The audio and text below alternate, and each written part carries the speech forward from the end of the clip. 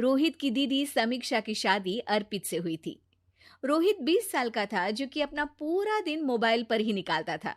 कभी पबजी खेलता तो कभी यूट्यूब चलाता। एक दिन अर्पित और समीक्षा समीक्षा के मम्मी पापा से मिलने आते हैं और देखते हैं कि रोहित मोबाइल से हटने को तैयार ही नहीं है। अरे रोहित, तुम्हारी तो आईआईटी की परीक्षा है ना? तुम तैयारी नहीं कर रहे हो परीक्षा की? वो सब तो मोबाइल पर ही हो जाएगा। ये देखिए, ये है गूगल। इससे जो भी पूछो वो सब बता देता है। तो आखिर कागज क्यों बर्बाद करूं? अरे पर तुम इन प्रश्नों की तैयारी बिना लिखोगे कैसे? उसमें क्या है, ये देखिए नोटपैड, बिल्कुल कॉपी जैसा है, इसी पर कर लूंगा। हम जब तुम्हारी उम्र के थे तब हम दोस्त मिलकर प्रश्न हल किया करते थे। उससे हमारी हैंडराइटिंग की भी प्रैक्टिस हो जाती थी और समय का भी अंदाजा लग जाता था। और फिर साथ में हम एक दूसरे की मदद भी कर देते थे अगर कोई अटक जाए तो।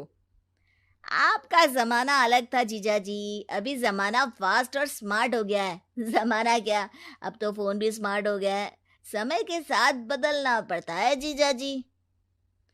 अब बस भी कीजिए आप, हर चीज को लेक्चर में बदल देते हैं। रोहित अच्छा कर लेता है परीक्षा में।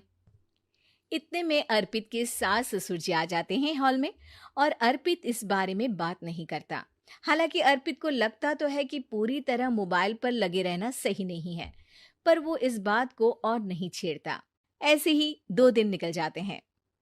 समीक्षा, मुझे काम से फोन आया था, मुझे वापस काम पर लौटना पड़ेगा। पर हमें आए हुए तो 2 ही दिन हुए हैं। अभी चले गए तो माँ और पापा को अच्छा नहीं लगेगा ना।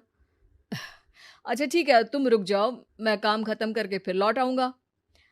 एक काम कीजिए ना, परसों रोहित भी परीक्षा के लिए निकलेगा, आप उसी के साथ निकल जाना।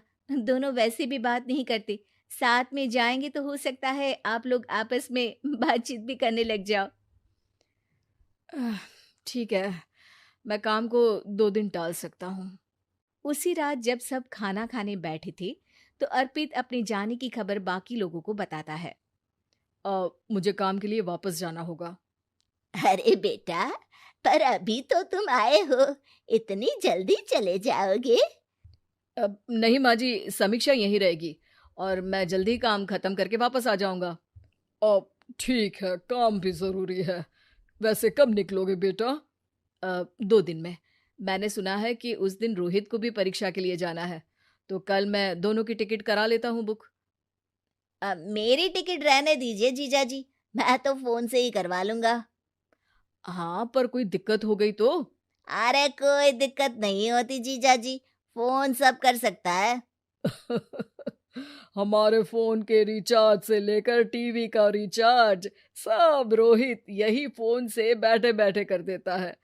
अब ये नई चीज तो हमारे समझ के परे है, पर अच्छा है कि रोहित जानता है।